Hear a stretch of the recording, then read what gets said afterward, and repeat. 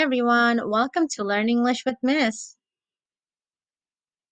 In today's lesson, we will learn about Rosa Parks. Where did Rosa Parks grow up? Rosa grew up in the southern United States in Alabama. Her full name was Rosa Louise Macaulay, and she was born in Tuskegee, Alabama on February 4th, 1913, to Leona and James Macaulay. Her mother was a teacher and her father a carpenter. She had a younger brother named Sylvester. Her parents separated while she was still young, and she, with her mother and brother, went to live on her grandparents' farm in the nearby town of Pine Level. Rosa went to the local school for African American children where her mother was a teacher. Rosa's mother wanted her to get a high school education, but this wasn't easy for an African American girl living in Alabama in the 1920s. After finishing up elementary school at Pine Level, she attended the Montgomery Industrial School for Girls. Then she attended the Alabama State Teachers College in order to try and get her high school diploma. Unfortunately, Rosa's education was cut short when her mother became very ill. Rosa left school to care for her mother. A few years later, Rosa met Raymond Parks. Raymond was a successful barber who worked in Montgomery. They married a year later in 1932. Rosa worked part-time jobs and went back to school, finally earning her high school diploma, something she was very proud of. Segregation during this time. The city of Montgomery was segregated. This meant that things were different for white people and black people.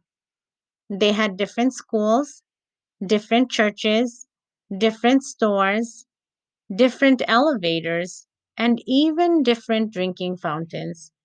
Places often had signs saying for colored only or for whites only.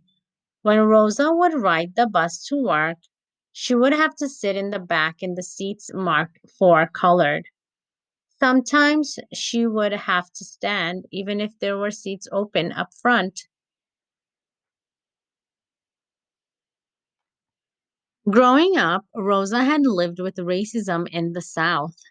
She was scared of the members of the KKK who had burned down black schoolhouses and churches. She also saw a black man get beaten by a white bus driver for getting in his way. The bus driver only had to pay a $24 fine. Rosa and her husband Raymond wanted to do something about it. They joined the National Association for the Advancement of Colored People. Rosa saw the opportunity to do something when the Freedom Train arrived in Montgomery. The train was supposed to not be segregated according to the Supreme Court. So Rosa led a group of African American students to the train. They attended the exposition on the train at the same time and in the same line as the white students. Some people in Montgomery didn't like this, but Rosa wanted to show them that all people should be treated the same.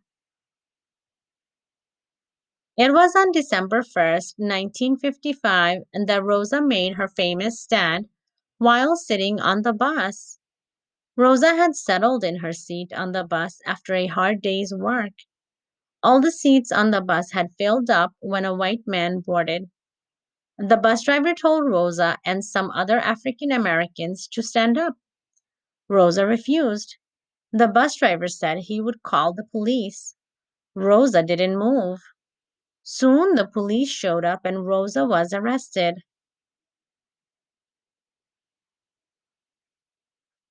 Montgomery Bus Boycott. Rosa was charged with breaking a segregation law and was told to pay a fine of $10.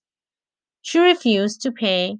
However, saying that she was not guilty and that the law was illegal. She appealed to a higher court. That night, a number of African American leaders got together and decided to boycott the city buses.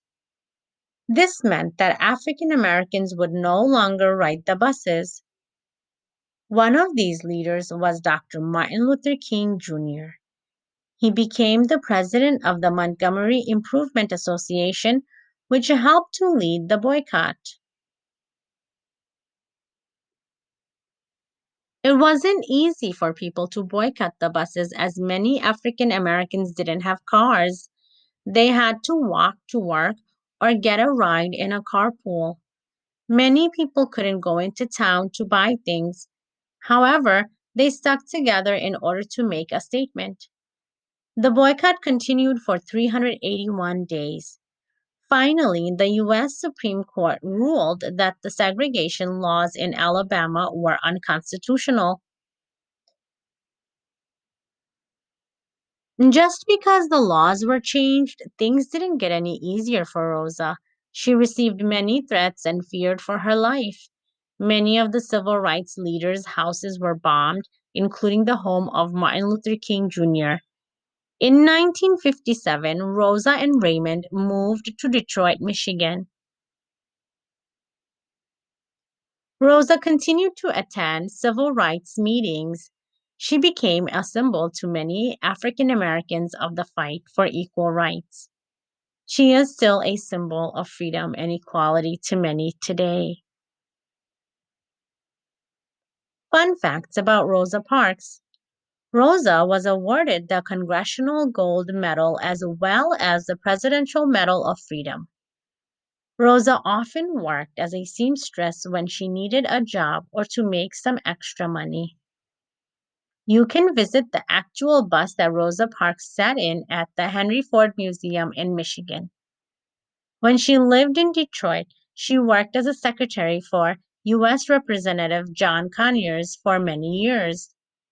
She wrote an autobiography called Rosa Parks, My Story, in 1992. In today's lesson, we learned about Rosa Parks. Thank you for watching and learning with me. I'll see you again next time. Bye bye.